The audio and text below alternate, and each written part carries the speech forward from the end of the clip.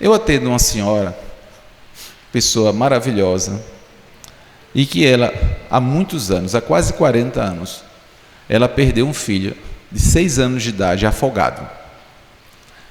Ela é católica, apostólica, romana.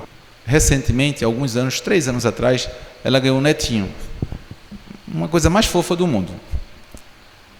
E esse netinho dela começou a falar. Aí quando foi no Dia das Mães, o menino se acorda antes de todo mundo, chega, abraça ela, dá um beijo, disse: muito obrigado, mamãe. Ela achou estranho. Algumas pessoas não. Quando a criança convive com os avós, pode escutar alguém falar, mas sempre ele chama a vovó. Naquele Dia das Mães, ele falou mamãe. Sendo que ela, um dia desse, teve um sonho. Ela disse: doutor, veja que sonho mais estranho que eu tive. Eu ia, o meu menino, o que faleceu, ele, na idade que ele tinha quando ele faleceu. Aí eu, segurado na mão dele, bem forte, e eu ia visitar uma cidade. Chegando naquela cidade, eu perco meu menino. E eu fico desesperado. Meu Deus, como eu perco meu menino? Como é que pode uma coisa dessa? Meu menino, meu menino. E passo 3 dias procurando o menino. E nada de encontrá-lo. Depois de 3 dias, ele chega. Mas ao invés de chegar, chega meu neto. Eu olho para o meu neto e fico achando estranho. Aí ele disse: não, mamãe, sou eu. Eu fui com as pessoas, mas eu voltei. Sou eu. Aí eu fiquei com aquela coisa na cabeça. Meu Deus, será que meu neto é meu filho? E fiquei pensando. E me lembrei de uma coisa. O meu filho tinha um sinal na pele, na região do flanco esquerdo. E meu neto tem o mesmo sinal no mesmo lugar. Veja, o nosso espírito, ele tem o corpo fluídico, que é o perispírito. O perispírito é a forma do nosso corpo físico. Esse perispírito induz a diferenciação celular. Então, muitas e muitas vezes acontece, e os estudos mostram que, principalmente nos casos de morte mais violenta, acidental, no mesmo local, as marcas que você tem em encarnações passadas. Ele estudou muito, principalmente os casos de morte por agressão. Local, por exemplo, que entrava um projétil de arma de fogo, era o local que o perispírito se desorganizava e na hora de formatar o próximo corpo físico vinha aquela mesma lesão, aquela mesma marca. Então, observe que coisa interessante. E não é uma coisa simples, porque daqui para frente a gente vai acompanhar e vai aparecer certamente outras coisas, que até 6, 7 anos de idade, essas lembranças elas vão surgindo. E não me espanta se ela começar a contar que ele começou a contar coisas da vivência deles. Uma vez, estávamos numa reunião mediúnica, estávamos tratando determinada família e fazendo, no meio do tratamento, dialogações com um grupo de obsessores, dentre os quais nesse dia, começou a falar uma série de coisas, porque eu vou fazer isso, e vou fazer aquilo lá, e mais isso, e mais aquilo.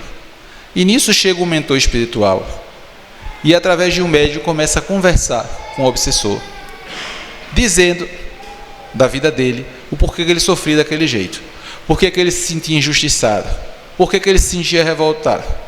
E que embora a pessoa que ele focalizava as ações dele também tivesse alguns defeitos, ele também tinha errado muito.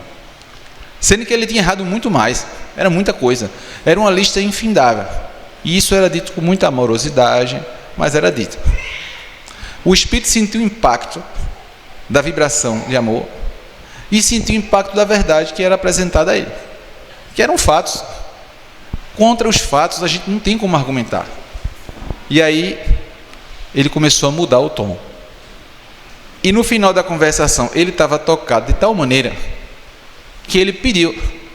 Ele disse: eu vou pedir para reencarnar, mas eu vou pedir para reencarnar com esse defeito físico. Defeito físico, que é para eu não voltar a errar. Eu me lembrei na hora de André Luiz. Porque muitas vezes a pessoa, por que eu venho assim, por que eu venho assado? Muitas vezes são pedidos que você faz, pedidos de certas provações, que é para você desenvolver habilidades e para você não voltar a ter os mesmos equívocos que teve de outras vezes, que terminou causando prejuízos a tantas pessoas. Então tudo tem uma razão de ser. Nisso está a beleza imensa da doutrina espírita, porque ela realmente explica as coisas que nós não teríamos entendimento de outra forma. Porque senão a gente vai acreditar que a gente está aqui ao acaso, à deriva, e de que Deus não existe. Deus existe, existe sim, e Ele é justo, é bom, é maravilhoso, é misericordioso, mas nós vamos colher as nossas semeaduras, e a lei de causa e efeito, ela não pode ser transgredida. Então, se eu sofro hoje, alguma razão tem de ser. Olha, tem gente jovem aqui, mas as pessoas que têm mais idade, assim como eu, todas já perderam entes queridos, a maioria. E aí você veja, um tempo atrás, você convivia com essa pessoa, você trocava experiências com essas pessoas, muitas vezes era um amor imenso, era uma alma da sua alma, vida da sua vida, e você vai lá e hoje não está mais. Você acha realmente que essa pessoa sumiu para sempre e que você nunca mais vai vê-la?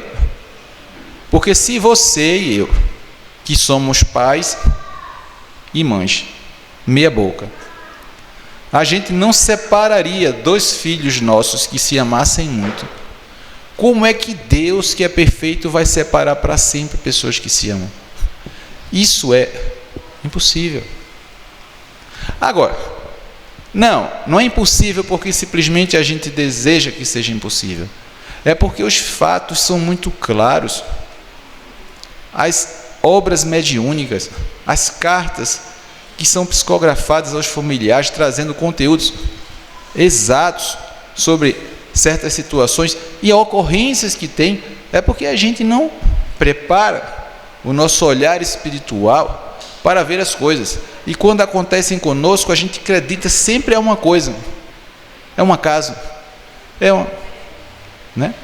A gente nunca imagina que esteja acontecendo por interferências de planos paralelos aos nossos, por dimensões que estão entrelaçadas com a nossa e que estão nos trazendo informações preciosas e necessárias para o nosso adiantamento, né? Para facilitar a nossa vida, porque tem muitas pessoas que procuram os recursos mediúnicos para, eu quero uma coisa que me faça ganhar dinheiro.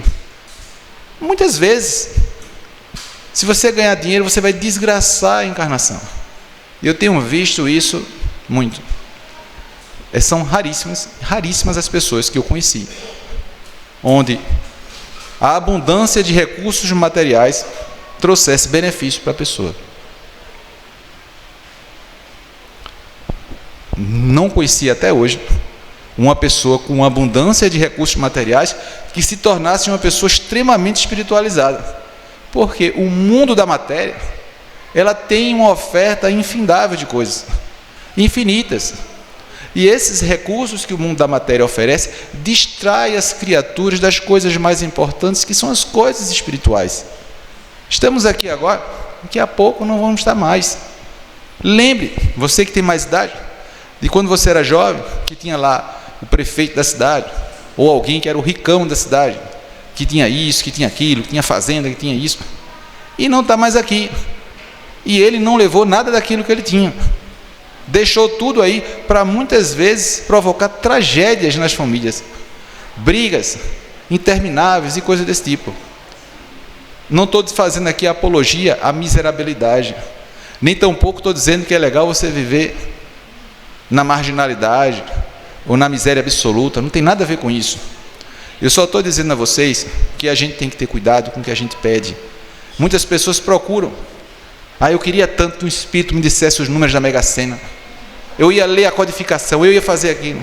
Eu ia construir obras de caridade. E mentira, não ia fazer nada. Ia pegar e ia desgraçar a vida dele e de outras pessoas, provavelmente. Ou então, eu vou fazer uma consulta para ver o que é que está acontecendo na minha vida, porque eu queria um novo amor, eu só vivo encalhado, só vivo encalhada, só aparece coisa que não presta na minha vida. Quero ver se o Espírito dá uma notícia de alguém que preste. Não vai dar. Um espírito sério não vai se prestar a uma coisa dessa. Vai vir um mistificador que vai apontar uma coisa para desgraçar mais ainda a sua vida. O que é que a gente deve buscar, então, com conhecimento espiritual? Coisas que possam facilitar o nosso entendimento, porque quanto mais a gente compreende, a gente percebe a realidade que nos permeia, mais domínio a gente tem da nossa própria vida. A gente não é levado como um objeto que é levado pela correnteza de um rio, que vai para cá ou para lá. A gente tem domínio.